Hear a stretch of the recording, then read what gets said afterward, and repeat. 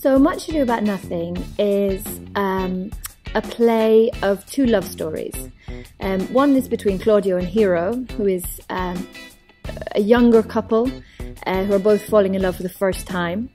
And the other couple is Beatrice and Benedick, who are a little bit older and might have been around the block for a little bit longer than the other two, and are quite reluctant to accept that they're actually in love with each other.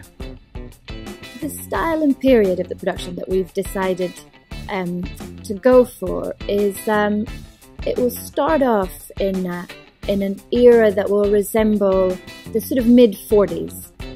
So there's a post-war feeling right at the beginning of the play. All the men come back from war.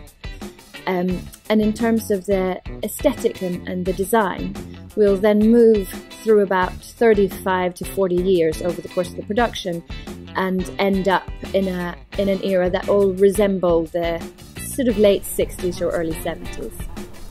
The reason we decided to choose that particular design approach or concept approach was because I felt like there is a development in the play, in terms of the story of the play, the sort of gender equality in the play that mirrors the developments that happened in society between the 40s and 70s, really. So it's a period where I suppose women become a little bit more liberated.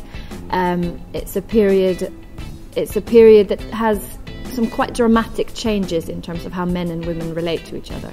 Being at the Royal Exchange, I think, changes the approach a little bit to any play, I'm sure, but to Shakespeare in particular, in that the audience is always very present.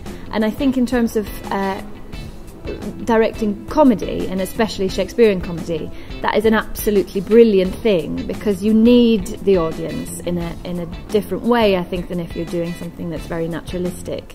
So it's been delightful to try and incorporate the audience, I suppose, in a different way than in other theatres would allow.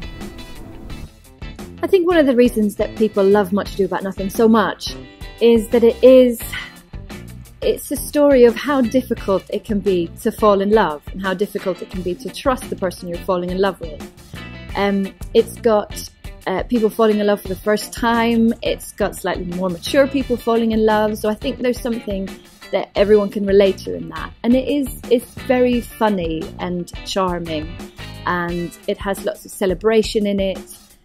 And I think it's just quite a joyous piece of work. I hope the audiences will leave feeling excited and surprised and happy and delighted, and hopefully they will feel together.